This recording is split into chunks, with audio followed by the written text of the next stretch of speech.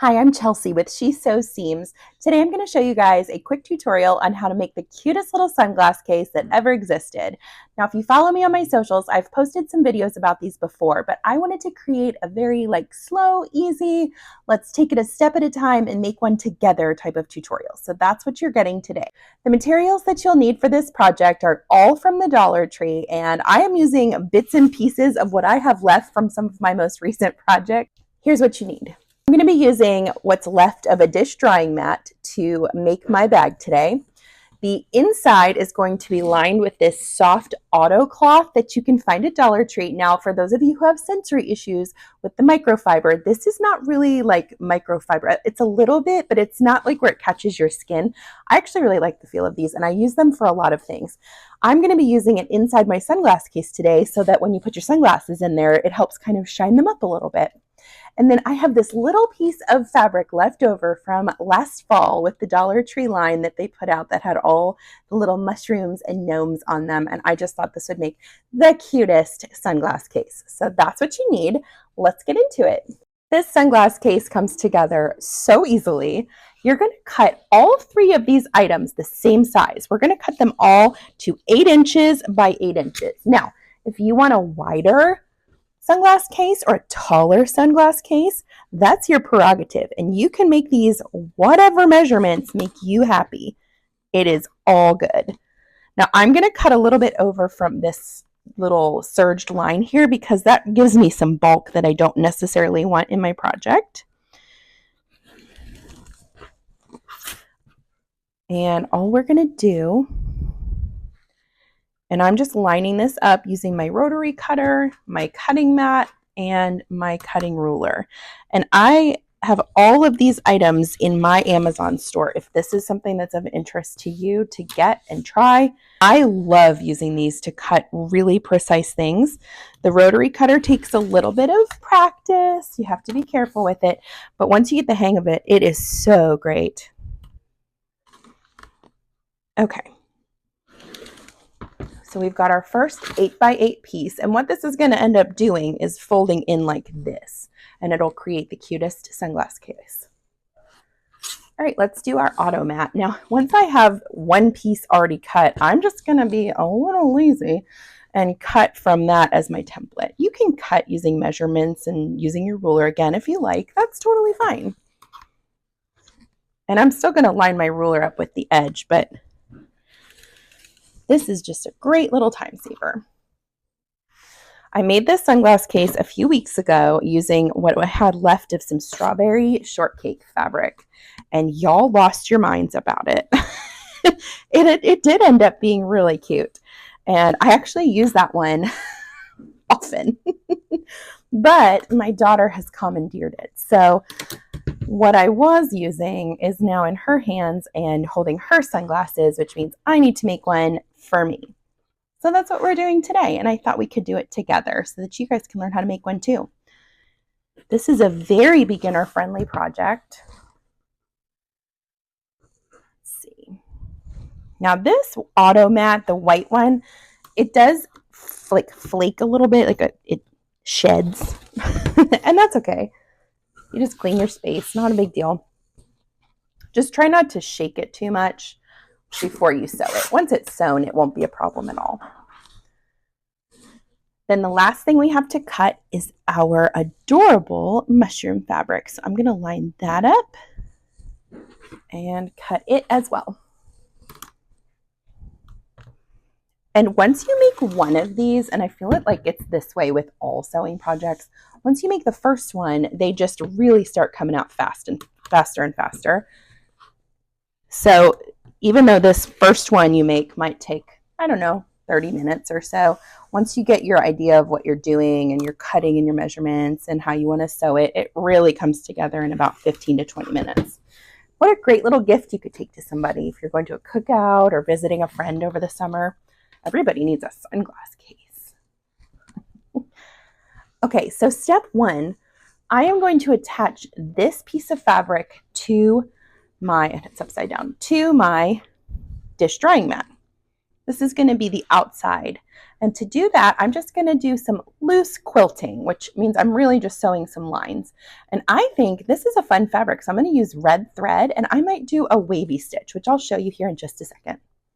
To make sure that this fabric doesn't shift while I am sewing it to the dish drying mat, I'm going to attach some clips around the edge, and to give it some extra security, I'm just using a regular old glue stick, and I'm just going to paint the fabric right across. And this will help keep things in place as you're sewing them. You could use basting spray if you want to, or you could just skip this step. It's all up to you. I'm going to clip the rest of my sides. And like I said, I think I'm going to do a wavy stitch on this. You could use any of your fun decorative stitches. I mean, your machine usually comes with, even at the most basic level, at least 10 or 15. And why not use them? Even a zigzag stitch would be fun on this. Today I'm going to switch mine, like I said, to my wavy stitch. And let me show you how I do that on my machine. I have a Brother Anovis PRW. And this is not made anymore, but Brother and Baby Lock are sister brands. And you could find a similar version of this as in the Brother Pace Setter and the Baby Lock Brilliance are both very, very similar to my current machine. Now on my machine, you'll see I have all of the stitches laid out for me, and I love having this little chart right here because it is so helpful. Let's see, what's a fun stitch we could do? I think like I said, I'm going to do the wavy. So I'm going to go and push this several times until it goes to the third set of stitches. And I'm going to put in number 30. Oh, and there it is. Now you can change the width and the length of your stitches if you want to. I'm going to do a 3.5 millimeter length. And I'm going to use the widest width because I think that'll look really cute. It even tells you what foot to load on my machine. This one calls for an N foot, which we can switch over to. Let's see how it goes. I'm going to start at the edge, and just take your time on this. And it doesn't hurt for you to just sew a couple inches and stop and look and see if that's the stitch you actually want. The other thing is, it's just a sunglass case. It's not that serious. So if it's not perfect, that's okay. We don't chase perfection here. We chase, I don't know, things being done.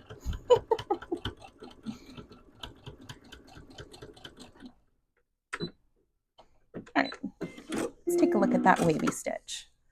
That is so cute. Do you guys see how cute that is? I'm going to continue this down across the top to bottom, the vertical length of my pouch, and then I will meet you all back here and show you how it looks. I think that turned out really good. You see those wavy stitches and how beautiful they look? You could use any stitch on this, even just straight stitches would be fine. I'm going to trim up just a few of my little random threads that are hanging around. And our next step is that we are going to attach the auto soft drying mat. I don't even know what it's called, an auto mat. I've used it for so many weird things. I'm going to call it the white cloth. And it's just $1.25 at Dollar Tree, which is a really good savings because it's a huge cloth. You could make several of these cases or other projects out of the same piece of fabric.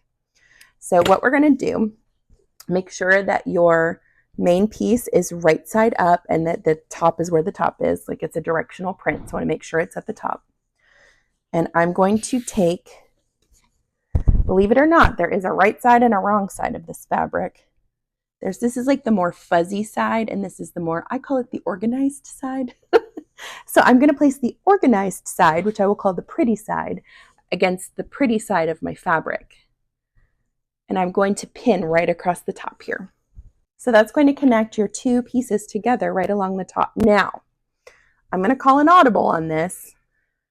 This elastic is optional. You don't have to add this in, but it does give you a nice little closure. And this is from Dollar Tree. This is 10 meters, 10.9 yards of elastic.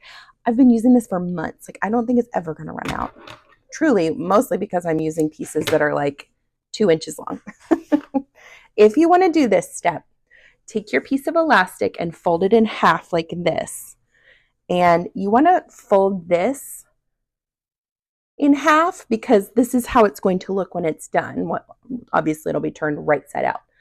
But what you want to do is fold it in half and find the center of one of those halves. And you're going to stick it between your auto cloth and the main piece. And you can just clip it there. Make sure that it's facing in and it's not sticking out of your bag.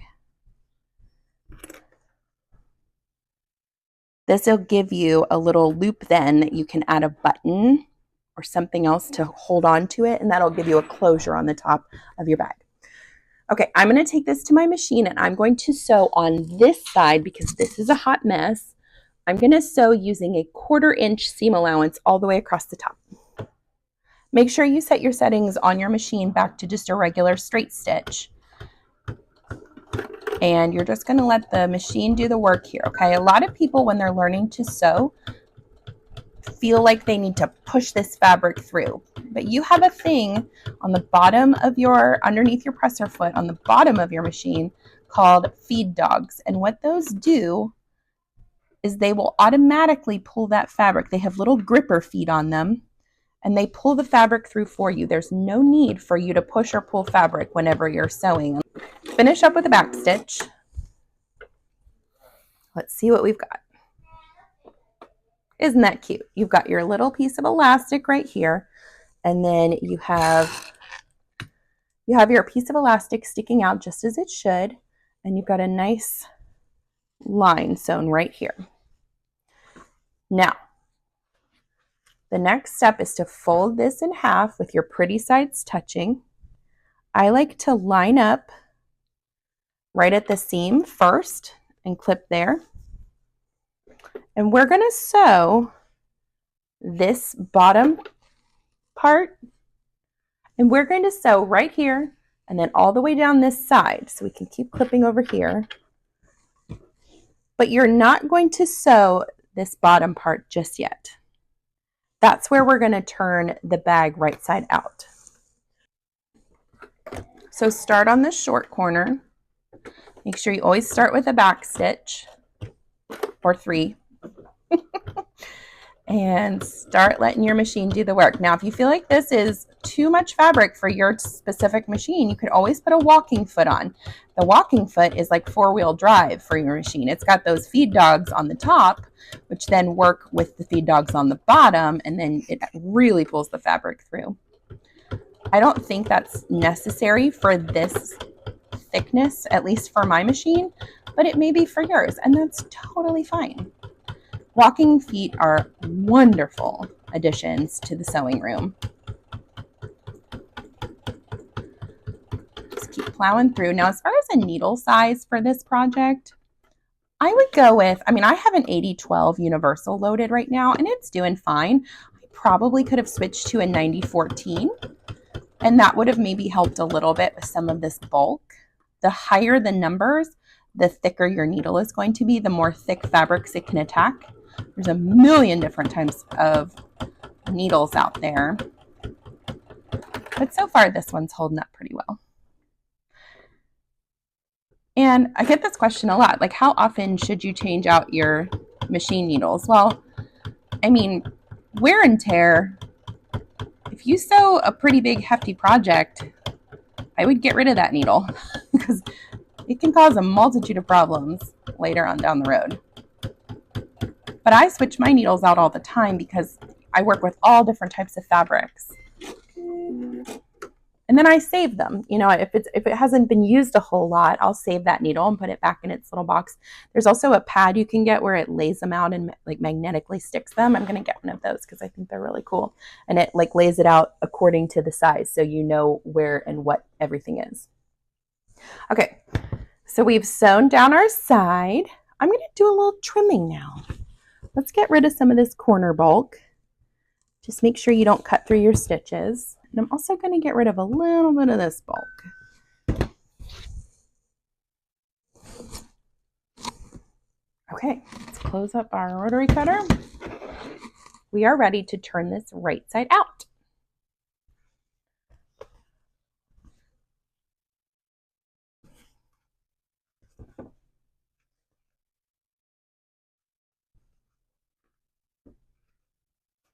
So you're going to pull it all the way through.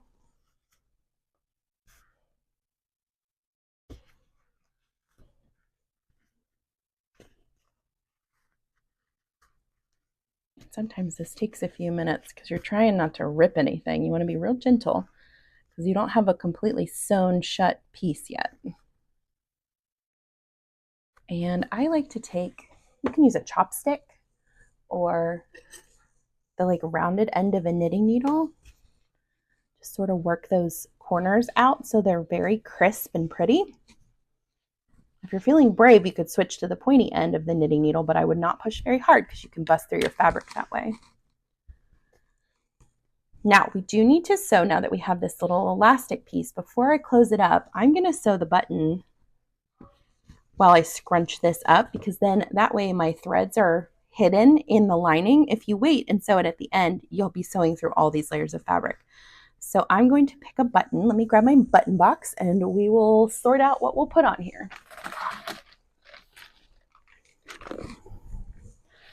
Got a whole box of like neutral colored buttons too, but I was going to see if there was any in here that might be a cute addition. Let's see. I'm thinking red might be cute. I don't have a ton of purple right now. Ooh, what are you? No, I don't like that. We could always use white. That would be kind of cute with the mushrooms. Or we could get clear. Let's see, what about this little clear one? I mean, I'm acting like I'm naming my firstborn. This really isn't that big of a decision. Yellow. Oh, that one's kind of cute. There's not really a whole lot of yellow in here, though. I think I'm just going to do this little clear button. Grab my needle and thread.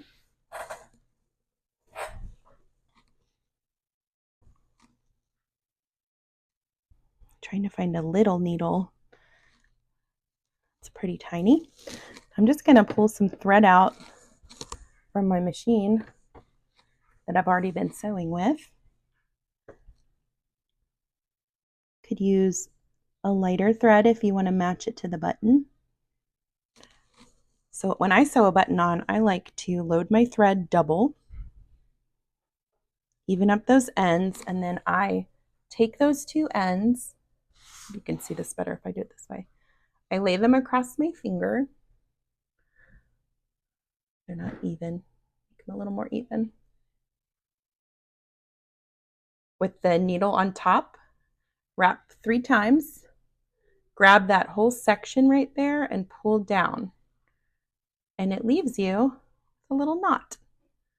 Now I'm going to do that twice because this fabric is a little bit, like the weave on it is a little big. So let's try and double up those knots.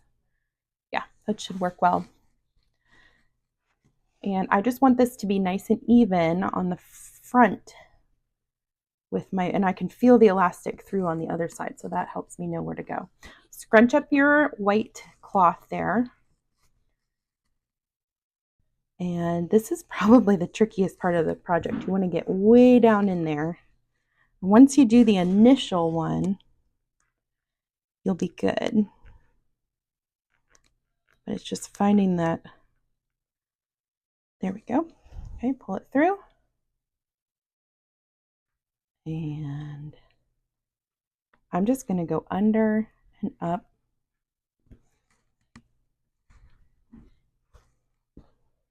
Up through my hole and over. You didn't know you were going to learn how to sew a button today, on top of learning how to sew a sunglass case. So those of you who said I never show you how to sew a button or you can't sew a button, you can't say that anymore. Go under and up and through that hole.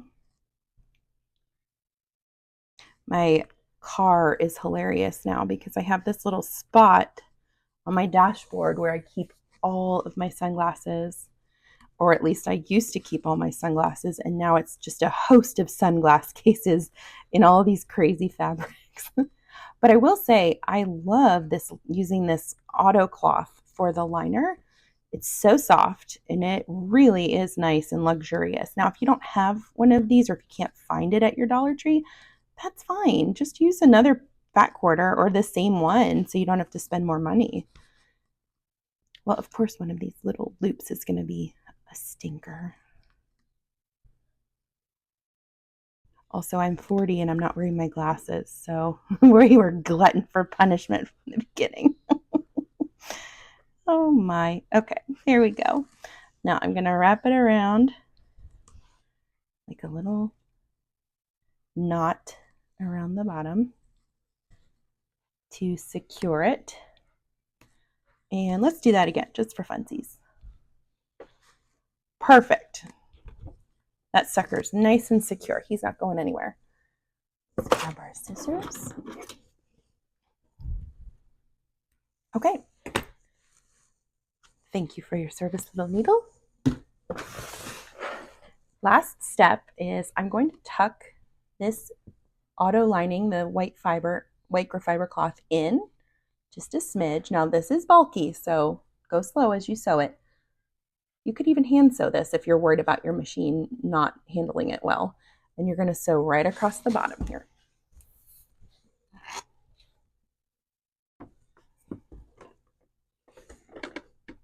And honestly, if you don't want to do this at a 1/4 inch, or if you want to change your thread out, if you want to change this around and do it some other way, that's fine. I don't care. Do what you want. I'm going to use my knitting needle to kind of move stuff through. Once the feed dogs start grabbing on, it's all good.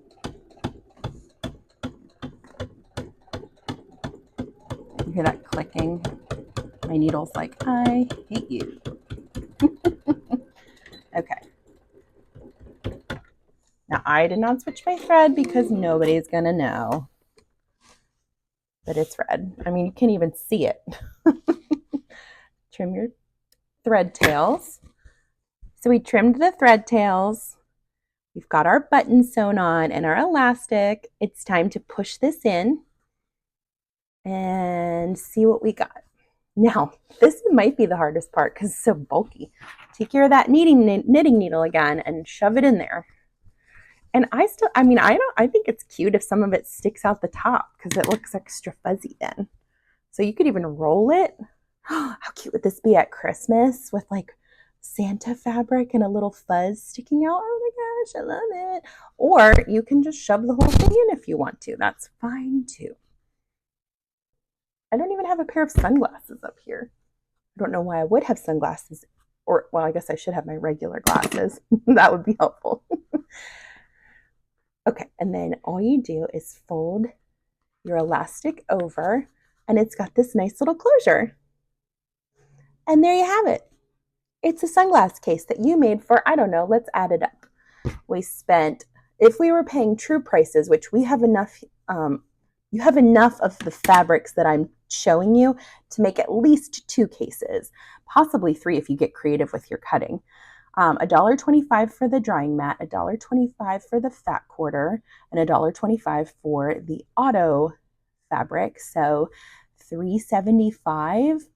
But again, you can get at least 2 of these. So we'll call this like a little under $1.50 for this cute little sunglass case. Perfect gift to give to a friend, especially if they have a fabric that you find that like, oh my gosh, that makes me think of so-and-so. That would be a perfect way to show it off in just a tiny little gesture. So there you go.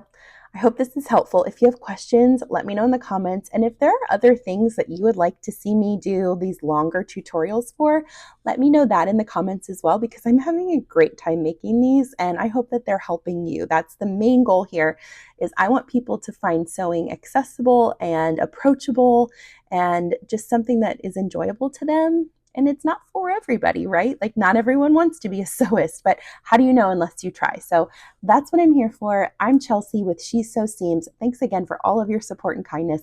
Have a wonderful day.